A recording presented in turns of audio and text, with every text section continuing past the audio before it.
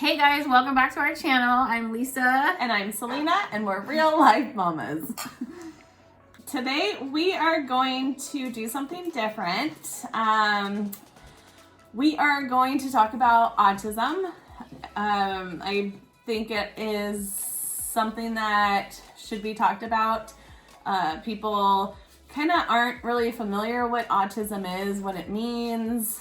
I have a 11-year-old son, Connor, who is autistic. Some people like to use person first language. So I would say my son has autism. I prefer saying autistic. I feel like my son is autistic. He's an artist. He's creative. He's compassionate. Autistic doesn't offend me, and right now my son doesn't get offended by it, but if me using that word offends you, I apologize, but this is my life and what makes me feel comfortable with opening up and talking about it. So what is autism? Autism is a developmental disorder that impairs the ability for the child to communicate and interact. It involves challenges in social interactions, speech, nonverbal communication, restricted and repetitive behaviors. If you've met one person who has autism, you've met one person. The autism is a spectrum disorder, meaning that not Everybody's different. Yeah, everybody's different. Nobody who has autism or is autistic is the same. They, some people refer to it as ASD, which is autism spectrum disorder. Some people just say autism. So, I also want to say people need to kind of stay away from using the term normal. Normal to me is not even a word to describe people. One of my professors once said that normal is a setting on your dishwasher. So when you're talking about children or people, you can refer to them as typical children versus atypical children, which her son would be a typical child and my son is an atypical. It's just kind of veering away from using that word normal because nobody is normal. Everybody is different in their own way. And so autism, they say CDC research says 1 in 59 children have autism. I didn't know that. Yeah, and 3 to 4 times common in boys than in girls. That doesn't mean girls, because for girls, sorry. it's okay. Girls, they exhibit less obvious signs than boys do. Oh. And people who have autism, they can live independent lives, they can have productive and fulfilling lives, and it's really important for the parents to do early intervention. So if you see your child, showing signs of autism, which I'll go over, I think it's really important for the parent to get them looked at from their doctor. Because I know that as a parent, you have a view of how you want your child to be. And there are defense mechanisms that we go through, which denial is one of them. And I experienced that when my son wasn't talking. I don't think he really talked until he was 4. And I would, say that my son's not talking, and people would be like, don't worry about it. My son didn't talk till he was 4. Yeah, you always feel oh no, that's normal. Yeah, and so I'm like, okay, that is normal. And then when he started going to school, the teachers were like, well, you know what? We think that he could be on the spectrum. And I was just thinking to myself, like, no, they don't know what they're talking about. Like, my son's not different. My son is fine. And when the teachers would tell me to go get him diagnosed at beginning, like, I would kind of sugarcoat the symptoms or the things that he would do. Like, oh, well, no, not really. But in reality, yeah. And I think it was... Google a bunch of things. Yeah, like being in the denial of like, I don't want my son to have a diagnosis, which is really hard. It's really hard for me to realize like my son was autistic, and I really didn't want him to have like that stigma or the people looking at him differently. And I needed to, as a parent, to kind of get through the denial and accept that my son is different, and to not sugarcoat what was happening. And I was able, sorry, tearing up. So I kind of came to the realization that I needed to stop sugarcoating and to talk about like the severity of what my son was going through with his doctor. And I really recommend that if you see your child exhibiting any of the symptoms, talk to your doctor and tell them what it is that they do, and don't sugarcoat it. Everything. Yeah, everything. like it's okay, like to say, you know, my son isn't talking, or he gets upset and he throws toys at me. Like, there was a lot of things that I sugarcoated, and because I didn't want him to be like autistic. And for me, like being able to finally go to the doctor and just say yes. When they would ask me questions, I would say, yes, he does. Yes, he does. Yep, this is him. He would line up toys. He wasn't talking. He would have like his special language. He would be in his head. I call it Connor's world. And he would have interests like on like certain things. That's all he would do and play with. So coming back to this, it's okay to have your child be diagnosed with, you know, with autism or with anything. I think that once you kind of rip off the Band-Aid, It's just going to help better. them in the long Yeah. run too, realizing Yeah. that they have it and they need to get the help they need. Yep. And it's like, you know, when I had Connor, I had like this whole dream about him, how he was going to play football, he was going to go to college, he was going to, you know, have girlfriends and do all these things. And then like I kind of had to cope with like what I thought my son was going to be isn't, and that's okay, that he's someone different and totally fine. Like, I love my son, he's an amazing kid. So I think like parents need to cope with that loss of like what they thought their child was going to be, and to accept what they are, and that they are amazing children that have special needs, and it's okay. And I feel like the more we talk about it, like the more awareness that we can give out, especially to my friends and family. Like this is the first time she's hearing about all this. Like, I don't really talk about it. Like, I raise awareness about autism, but I don't really talk about like what I go through or what I have gone through, because it's really hard. Having a child with special needs is incredibly hard.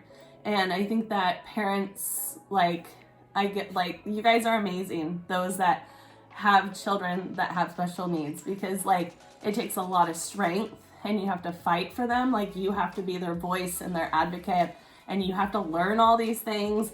And then you're stuck in like, okay, this is now our routine. This is now, we have therapy 5 days a week. Like, it's a lot. And I just want to like tell the parents out there, like, you're not alone, you know, like we struggle, and it's okay to go cry. Like, if it's a really hard day and you're feeling emotionally drained, go take a shower and cry, go in the other room and let all those emotions out, because if you don't, then when your kid is going through like a tantrum or going through something, then it's just you're gonna blow up. And I think it's important for the parents too to take care of themselves, and that it's okay that your kid has autism. It's okay. And I just kind of want to talk about like the red flags. So if you see your child with these, red flags, to go talk to your doctor, and like, it's okay. Like,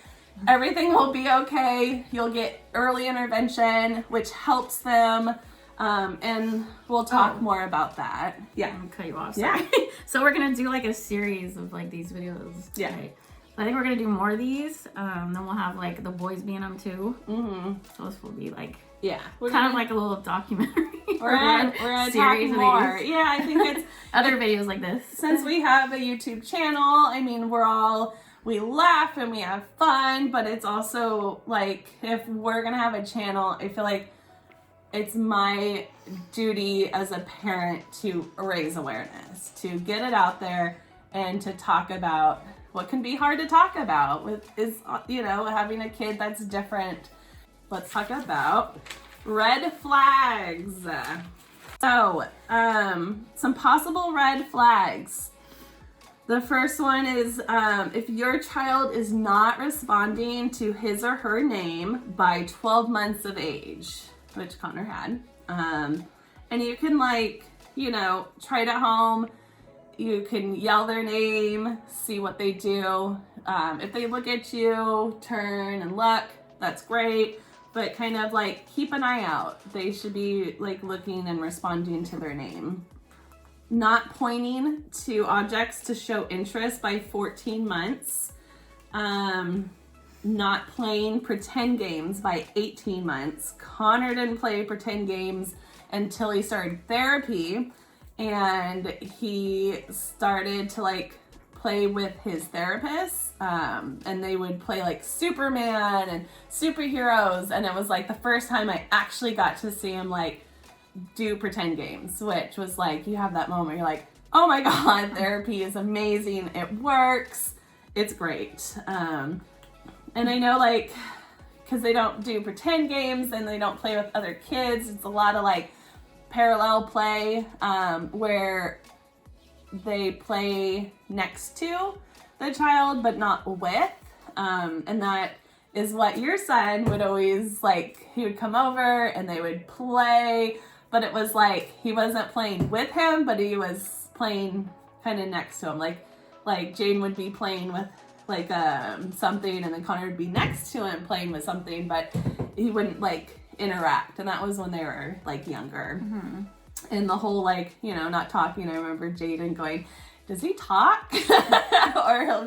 or when I babysit him, he'd be like, what language is he talking? And I'm like, Connor language. And like, so Jaden's kind of like, Jaden's like grown up with it. Yeah. Now he's like, yeah. And I just remember like when Connor, was doing therapy and he started talking more and stuff. And I remember Jaden saying something like, I can understand him, or something. It was just like, he had that aha moment, like, yeah. He's like, it's working. Mm-hmm. So another red flag would be avoiding eye contact or preferring to be alone.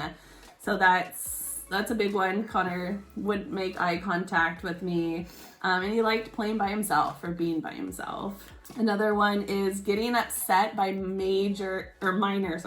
getting upset by minor changes. Connor still, routine is like one of the things that we work on, and having structure is really good.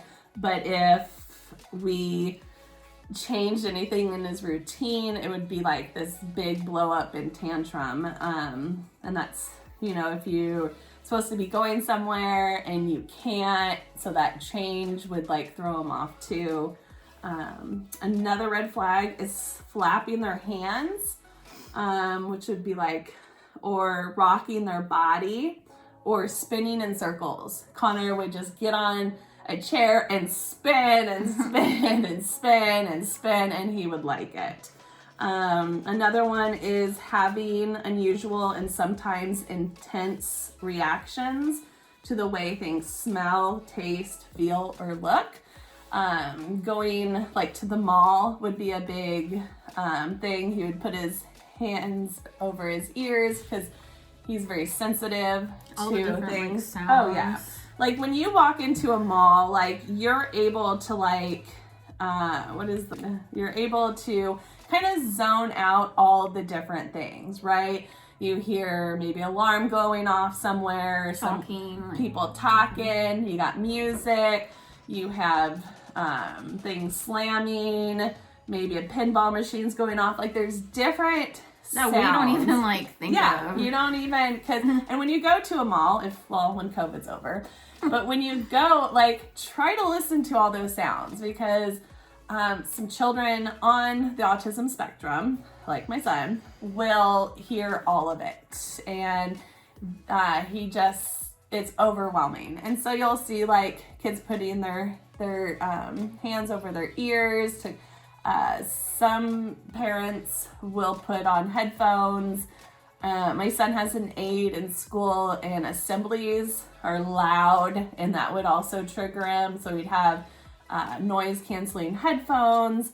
Now he's fine. I think he's learning how to cope with it, and maybe not as sensitive, I guess. I don't know, but he doesn't freak out. Yeah. Much, no. Another thing is like if your kid plays with toys, but it's not the way the toy is like intended to be played with, that could be like a sign. Like cars. Cars are like play cars. Connor, big thing. Instead of like playing with it, he would flip it over and he would spin the wheels, and he would play with the wheel. Focus on that wheel and just have fun with it. I'm trying to think what another. Lining up things. Connor would line up anything into lines. It could be his toy cars would be all in a line. It would be anything. He would line them up. That's another thing. So talk to your doctor if you feel like these are kind of some red flags. And they could do a diagnostic evaluation. And start the step towards getting a diagnosis for autism.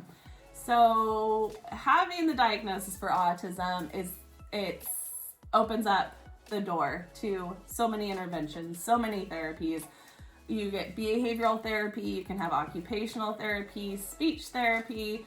Once you have a diagnosis, I mean, the sky is the limit, and it helps. Yeah, and I think that like once you can get over that hurdle of like, I don't want my kid to have a diagnosis because I don't want him to have that forever. Like, you got to get over that, and you have to talk to your doctor, get that diagnosis, and everything will be okay. Like, interventions, the earlier that you can get them diagnosed is the best. And also, like, if you have a friend or a family member that you see their child experiencing these signs, don't be like, hey, your kid's autistic. Like, kind of be there to support them. You don't have to, like, it just maybe provide information, casually maybe say something, but like the parents have to be ready to take them. Yeah, hard. It's really hard because nobody wants to hear. Yeah, and you can show them the video. Say, hey, check out Real Life Mamas, and if you guys, anybody needs any support or more information, you guys can always drop a comment down below, and I can help as much as I can. Okay, so real quick. So Connor got diagnosed late. He was about 6, maybe, I want to say, when he got diagnosed. It was late, and I remember we were getting diagnosed when he was like 3, but I didn't give enough information. And then the evaluator's like, well, he comes up to you, he shows you things, and like shows empathy, so I don't think he's autistic. And then they like denied us. And then when he started going to school, preschool, that's when they were catching different signs of, his like behavioral, his inappropriate social interactions. So the school kind of like brought it up more after. Yeah. So, cause he wouldn't sit still. He, had poor eye contact, wasn't socializing with others, wasn't able to kind of like identify emotions from other people. He couldn't sit still, but that's also, he got diagnosed with ADHD, but that's later on.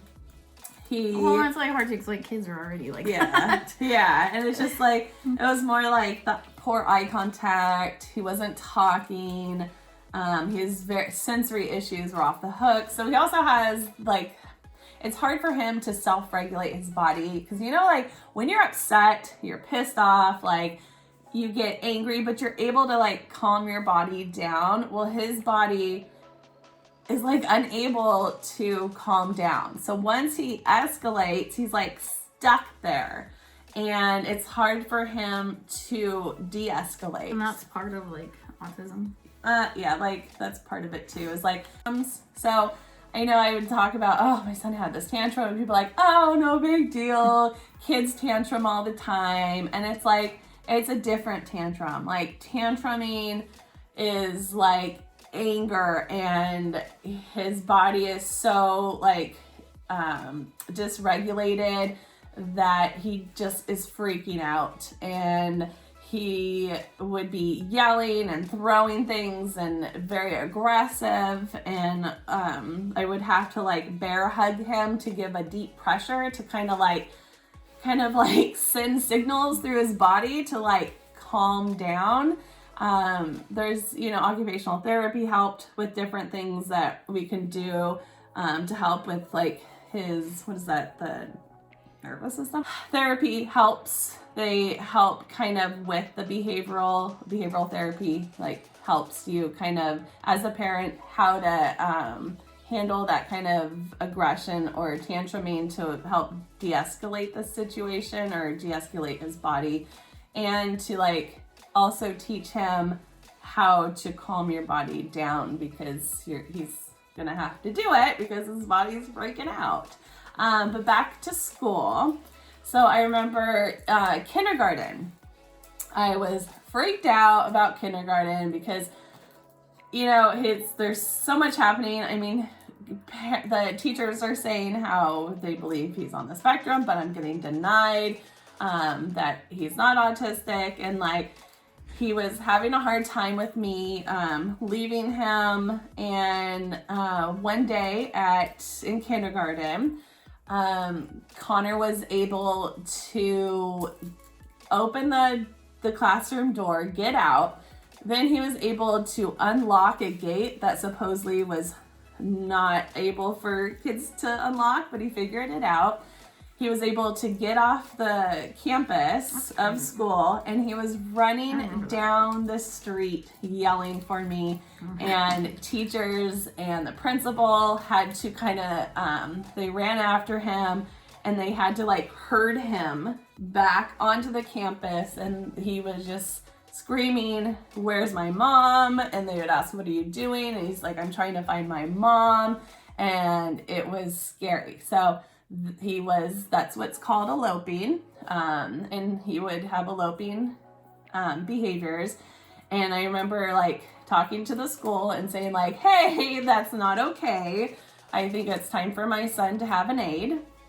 The school kind of like was saying, no, he doesn't need an aid. But I believe that was the point where I called the school district and was like mad. And I was like, my son just ran down the street, like it's a safety issue now. Like, does my son need to be hit by a car in order for him to get an aid? So my advice is you fight for what you need, what your resources your child needs. And it's crazy that you have to like fight that hard. Yeah, it was a struggle. And Just stay strong and you advocate for your child. And the next day I got approved because I also was like, hey, do I need to get a lawyer involved? Like, I was pissed. So he has an aide who is amazing, who has been with him since kindergarten. He doesn't elope anymore. He knows, we worked with safety issues, safety awareness, during the therapy. So that's helped. So he didn't get his diagnosis until later. And I believe that once you have you have a medical diagnosis, and then I believe the school will do their... So was the school like not really doing much because you didn't actually have a diagnosis yet? Yeah. And before that, Connor was diagnosed with mixed expressive receptive disorder. So Connor has a delay in when you ask a question, he has this like delay time of him answering back, if he answers back. Because sometimes he's just so focused in Connor's world that he doesn't hear you. And I guess it was like the delay and then the motions were mixed. It was the weirdest diagnosis, but we had that, but it didn't really give too much. So we were able to get the aid because he eloped and it was a safety issue. And the school didn't want to get sued. Yeah. And and then finally when he was like 6, we got the full diagnosis, and we had we have IEPs, individual education plan, have a psychologist, they have their whole treatment team, they have occupational therapists, speech therapists. The school district has a behavioral person. There's everybody, and you meet once a year, go over goals, objectives, and you want to, as a parent, you want to talk to them and ask questions and see what's going on. What resources are out there for your child, and you let them know that's what you want for your child. If something doesn't sound right, you tell them. And if there's also something that's happening in therapy at home, you also want to communicate with them as well. So it's really important when you have IEPs that you talk and you have an hour with these people. Use that whole hour. I stay the whole time and I talk about everything and I ask questions. Then from the autism, we saw signs of ADHD, and I was, got him evaluated, and of course he has ADHD. And that was a hard one too, because I was kind of oh, should I give my son medication for it? Should I not? I don't want to be that mom that medicates her kids. And I remember talking to a colleague of mine, and I was using a lot of I statements, and they were like, there's a lot of I feel this way. But what about your son? How would he feel? And I kind of thought about it, and it's if he is struggling in school and there's a small dose of a medication that can help him focus and be able to learn, maybe I should give it a try. So I went and talked to the psychiatrist about medications, and I asked all these questions. I took up the whole hour time. And it's medication is hard because, there's a point where you're oh, I don't want him to be different or act different or be kind of stuck. But you can start with a small dose. I only give it to him for when he goes to school, and I talk to him and I tell him this is medication to help you concentrate. And I remember the first day that he went to school with his 5 milligrams of it, and it's there's medications that's kind of drinking tea, and there's some that is drinking, coffee, right? And I chose the coffee form, I'm just trying to like, so you guys get a picture. And so it's giving him what is it, like the caffeine to kind of slow himself down in order to focus. It's really hard to explain it, sorry. And he came home and I was like, so how did you feel, at school? And he was like, I was able to learn. I feel smarter. And the fact that he told me that he feels smarter, I knew I made a good decision. And I don't hide it from him. I don't like secretly like try to give it to him. He is a very picky eater, and that's also, a thing with autism. He only eats certain things. So it's hard for me to figure out like, how am I going to give this kid a pill if he doesn't like eat anything that you can slip in a pill. Like, so I talked to the doctor and talked to him about, how can I give this to him? And so, there are pills that are like the time release. So they're little gels that you can like open up. Yeah. And he likes vanilla ice cream. And so I do a little thing of vanilla ice cream. I put it on top of that and I let him know, here's your medicine. This is just for school to help you focus. And he takes it. I don't, when he's at home, I feel like, he can do whatever he wants here. It's more for like school, or even if we go to like functions or like, well, it's COVID so you can't, but like going to birthday parties or just something where it kind of like, it mellows him down. And I gave it to him when we went on a road trip once, and I couldn't believe the difference. Like, he would be looking, if he wasn't on his medication, he'd be just like looking at his iPad, just like in his zone.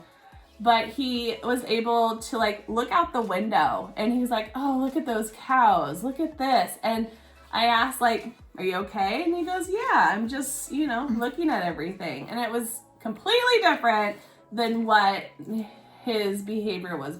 So I see it, and give it a shot and talk to your child about it. So just to sum it up,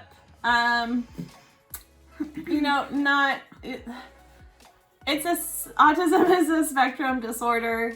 It means that no two people with autism will have exactly the same symptoms. And it's not like you can, like a physical disability, or you can like see that a child is autistic. So be mindful. If you're in a grocery store and there's a kid flipping out, like, don't judge. Don't give them those eye rolls. It's happened to me. Connor's flipped out over something. I can't remember what it was. And there were judgy people. There were eye rolls. I saw it. People like thinking that my child, wasn't disciplined, or it's a lot. So if you see a parent have a child freaking out, tantruming, like, don't be an ass. Sorry, I'm saying it, but just smile or walk another way, but don't give them that ugly look of judgment.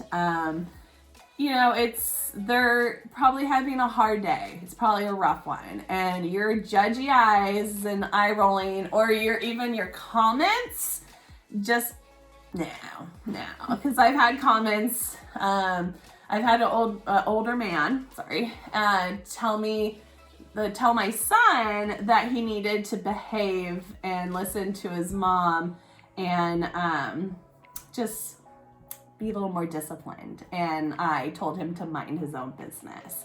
I've had one lady, which I've kind of gotten an argument with, and because my son, he is working on this, but he is very friendly, and he will used to go up to strangers and be like, hi, and like go up next to them. And one lady told me that I needed to teach my son how to act proper, and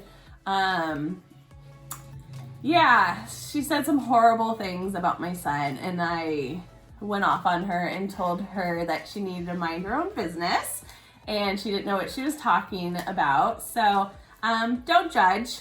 Yeah, you don't know what's happening. So you can offer support if you need to. Like if you're with a friend and their son's going through it, offer support, but like don't need to get involved. Like you could just be like, how can I assist you or help you? What do you need from me? But like, don't be judgy, you know? So that is all I want to cover. I just want you to know that people with autism, they still feel love and happiness and sadness and pain like everyone else. They just have a hard time showing the right emotions or understanding what the other person's emotion is. You know, it's hard for them to express their feelings in the same way that other people do. So be patient with them and don't judge. I guess this is where we will stop it, and we will cover some more autism awareness videos. I know that we kind of wanted to introduce the kids, like her son. I wanted to talk to him about it because he's known Connor for a long time, and you know, he's at the age where he sees the difference. But like, you know, what's happening with Connor, and it's okay to talk to children about this. Like, the more awareness we give to these children, the more accepting they're gonna be, and they're not gonna like hate on the difference of children. They're not gonna bully a child or another kid with autism. Like, don't even get me started. There were kids that were bullying my son, but don't worry, I took care of it. And I feel like the more we talk to children, we raise awareness and they accept it, and then they're able to like exist with other children and like, you know, like, yeah, Connor's different. He's silly and he can act a little different, but that's okay. So they won't see it as like anything different. Yeah, like, because they already know about Connor. it. Yeah, that's just Connor. Yeah.